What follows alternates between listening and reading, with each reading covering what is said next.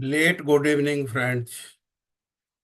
Question in the advocate or court examination is your client's son, who was taken into illegal custody of the police and he was found dead on the railway track close to the concerned police station. Your client is not only aggrieved by the custodian death of her son, caused by the agency of the state, but also wants the court to take to task the police by granting appropriate relief to her for the tragic death of her son. What would be the appropriate proceeding before the Honorable Supreme Court in this case? And what relief would you claim on behalf of your client? Give reasons illustrated by applicable case laws on the basis of which the Supreme Court would grant the relief prayed for your client. Friends, let us dive into answer. In the tragic case of custodian death, allegedly caused by police actions, the appropriate legal proceedings would be to file a writ petition under Article 32 of the Constitution of India before the Supreme Court.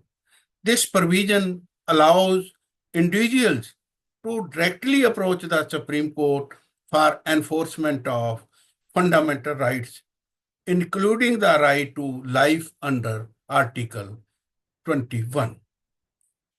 Friends, now let us explore reasons for choosing a writ petition under Article 32.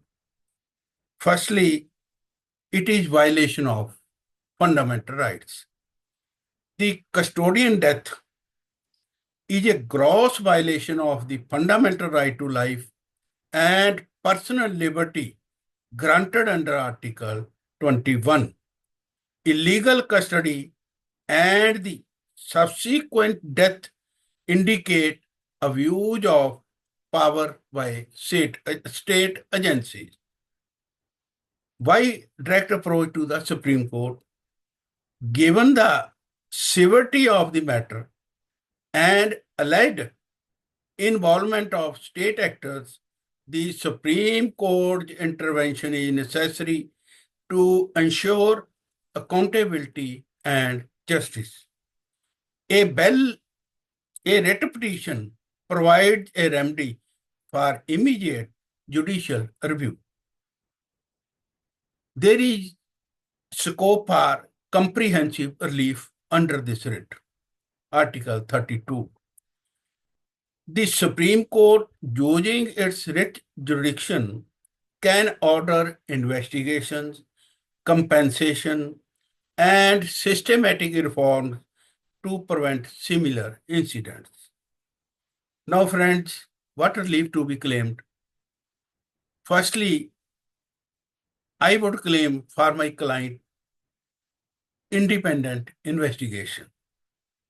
Request a court-monitored investigation, preferably by an independent agency such as Central Bureau of Investigation or Special Investigation Team to determine the circumstances leading to the custodian death.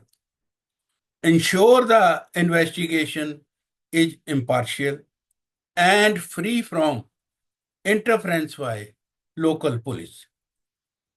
Secondly, I will pray for compensation for custodian death. So, seek compensation for violation of the deceased fundamental rights and the emotional and financial suffering caused by the family. Rely on the principle of strict liability of the state for custodian violation. Thirdly, I will ask for prosecution of responsible officers. Request the prosecution of the police officer involved in the illegal custody and death under relevant criminal provisions such as Section 302 for murder and Section 120B criminal conspiracy of the Indian Penal Code. Then fourth, I will pray for preventive directions.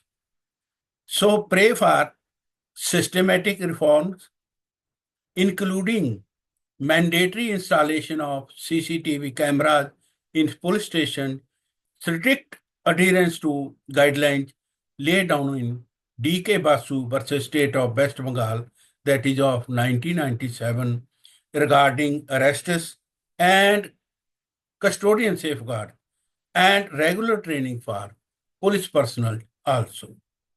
So friends, why I had prayed for above mentioned things, reliefs, the answer is there are relevant laws, case laws, whatsoever I have demanded or the proceeding I have taken.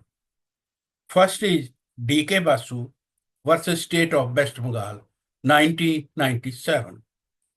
Honorable Supreme Court laid down guidelines for arrest and custody to prevent abuse of power by the police. Violation of these guidelines is actionable under Article 21 and 32. Second relevant case lies Neelabati Behera versus State of Odisha, that is of 1993. Honorable Court held that the state is liable to pay compensation for custodian deaths and injuries caused by its agents, affirming the principle of state accountability. Friends, third case law I will quote is Raghuveer Singh versus State of Haryana, 1980. Honorable Court emphasized the constitutional obligation to protect individuals from custodian torture and highlighted the seriousness of such violations. Now, friends, question is why the Supreme Court will grant relief. First one is accountability and public trust. Custodian deaths erode public trust in law enforcement. The court is duty bound to address such violations to maintain the rule of the law. Second one is judicial activism. The Supreme Court has consistently taken proactive steps to address custodian violence, and ensure justice to victims' family. Third one is protection of human rights. The court view custodian deaths as a direct violation to human rights and constitutional values, meriting swift and decisive action. So, by approaching the Honorable Supreme Court under Article 32, your client can seek both justice for the deceased and systematic changes to prevent future instances of custodian violence. So, friend, this is all what I want to say about the answer to the question. Enjoy this answer, read time and time so that you may grasp the full idea what I wanted to say. That's all. God bless you all. Don't forget to subscribe and share with your near and dear ones who are appearing for the advocate or court examination. That's all.